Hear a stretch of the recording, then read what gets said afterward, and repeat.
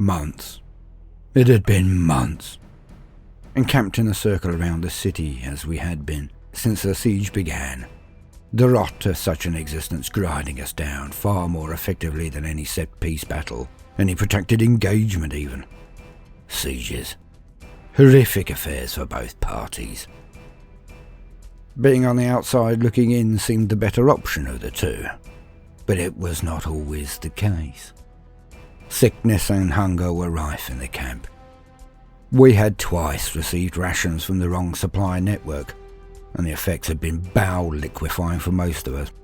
All humans may be the same, but the ecosystem that we had been raised on were different. The wrong rations could cause cramps, diarrhea and worse. Twice this had happened, and it meant months of disruption as supplies were bought in bulk. Of course they were, but that consigned us to hell. The camp had gone to rack and ruin as the majority of the command staff were no more resistant to the effects than their men. No order, no discipline. We were more a shanty town outside the walls of the hive than a siege army. The commissars had tried to enforce as much discipline as possible, but few were on their feet at any one time. So it was executions across the board. Nobody had the time for a flogging. Certainly not that many. Then, in one day, it ended. All of it. It just ended. Grey-painted Astartes, Space Marines, landing craft zoomed over our camp low one morning. They ploughed through the air, dodging and diving around the flak fire coming up to meet them. The Iron Hands. Holy throne. The Emperor had sent his angels of death. They ran in low and just dropped off their precious cargo in front of the very walls and zoomed off again. Those men inside, if I could even call them men, marched forward. They were like something from a sermon. Unreal, amazing, terrifying. They just walked forward, ever onwards, practically ignoring the fire coming down at them. Two lines were present, one in front, heads down and trudging. The second line were armed with heavy bolters, other bolters, that fired almost unfathomable deluges at the battlements, killing all who now dared put their heads over the parapet. The return fire went from a torrent to a trickle in less than a minute. They walked slowly in these battle suits that were even larger than their usual power armour. The front rank reached the walls, as we had done so many times before in the early days of the siege, when we were zealous. But they didn't stop. There was a whining and whirring that seemed to echo around the entire valley as they simply walked through the walls. The front rank of the Centurions had huge drills attached to their arms. Nothing stopped them as they dug their way through the walls. I watched and listened all day. The screaming and sounds of battle went on for hours. Hours. They just walked into the city, into the hive, and started to kill. And they didn't stop. And finally, at dusk, the main gate simply opened to us. All of those who were able to walk, well, run, charge, but mostly lurch, made their way forward. We took the city, as out came those same Marines. Not 1 inch of them was not covered in blood and viscera, dust and the signs of destruction and slaughter. They walked out and those landers simply returned, and on they marched, and off into the air they went. Less than 30 of them, without a word to us, not one. They had ended it all. And for the first time in all of it, the entire siege, for the first time, I did not wish to be inside those walls, walking the streets of that city, that hive. I knew that what I would see would make me lose my lunch again. For I knew that they had killed everyone, levelled every bastille, hardpoint and barracks, crushed any and all who stood against them. And on that day, I knew I would never defy the Emperor. Ever. Welcome, gentle listener. I'm Baldermort, and I wish to introduce you to the forces, factions, and war gear of the grim darkness of the far future, the Warhammer 40k setting.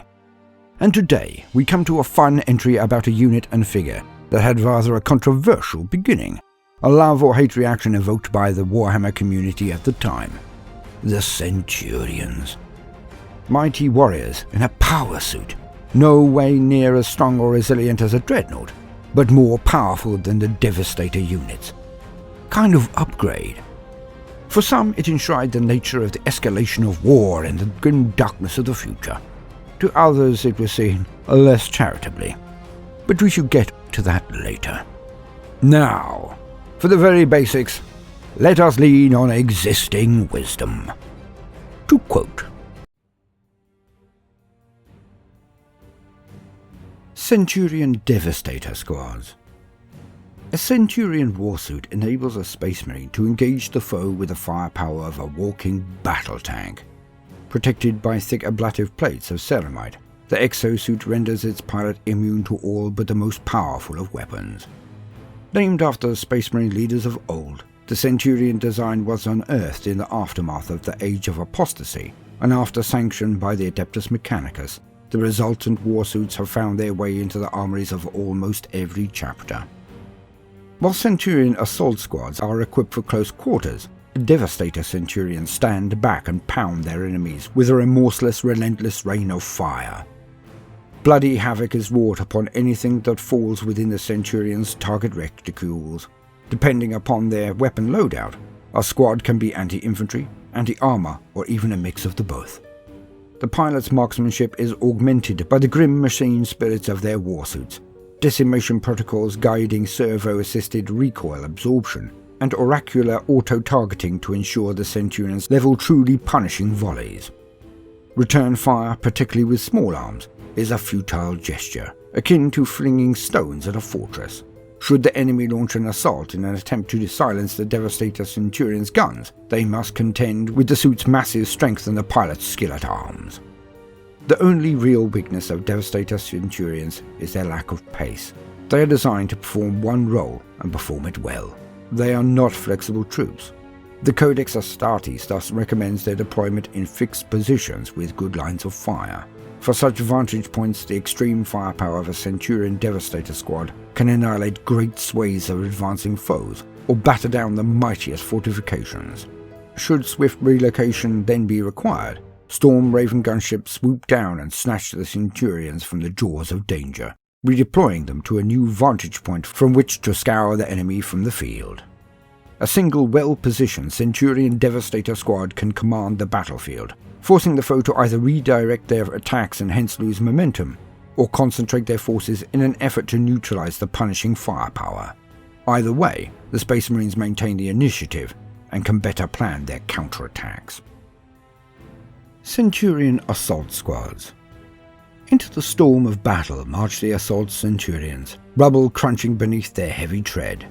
Encased in exoskeleton Centurion warsuits, these hulking assault specialists are protected from all but the most overwhelming enemy firepower. Even a direct hit from heavy artillery will do no more than stagger a Centurion, and small arms fire patters from their hides like hail.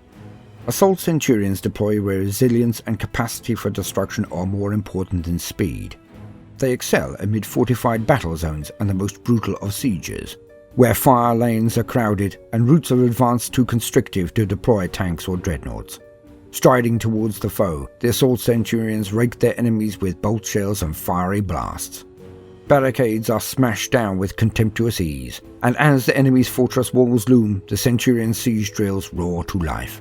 These weapons are capable of reducing warriors to a flesh and blood blizzard with a single blow, and can make short work of even the thickest ferrocrete bulwarks. In moments, the assault Centurions force a breach, allowing their brothers to pour in around them as they stride into the heart of the enemy's stronghold like conquering kings. End quote.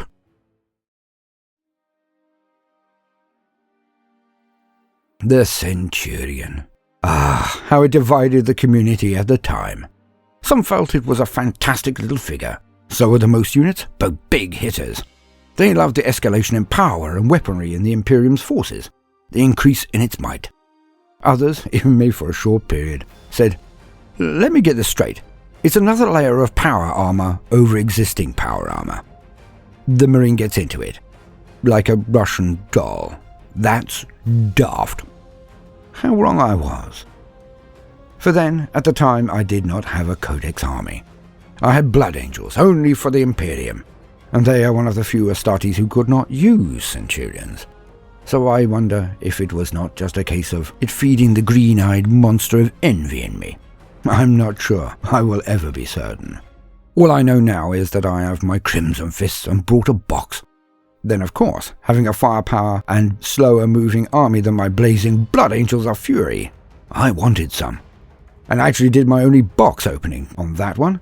I wouldn't advise it though. Waffle-a-thon and badly done. But I learned. I should do lore instead.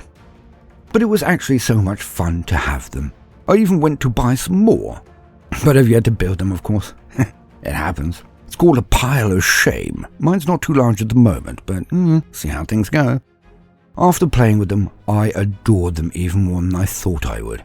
The slow trudge up the battlefield, laying waste to all around them. They oft snuffed it, but they just looked and felt amazing. So intimidating. Just as a Space Marine unit should be. Scare the willies out of the enemy, and you've won the war before the shooting even starts, as they say. But probably not in those exact words.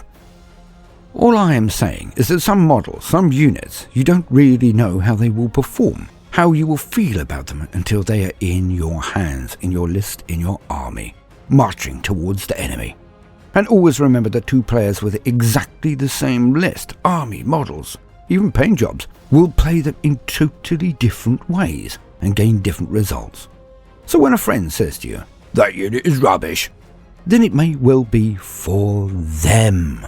But for you, it may be the bee's knees and the nemesis and bane of the enemy. Depends on how you move it. Depends on you. Your army is not a list.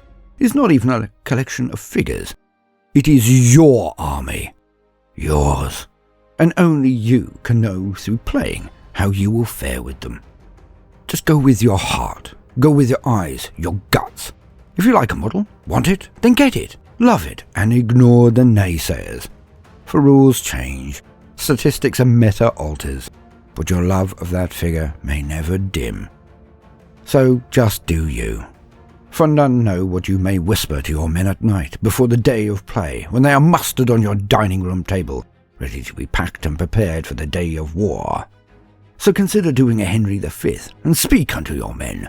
Let them know that victory or defeat, tomorrow you will do your best by them as their leader, their general, their lord. Escapism. It's a game. So play. Because for every second you are playing, you will find that you are not thinking about your woes. And this is why we do it. Escapism. The jollies. I have been Baldermort, your faithful servant. I hope you have enjoyed this introduction to the Centurions. If so, then please do consider liking and subscribing. And if you do so, then also hit the notifications button, as I would not like you to miss out.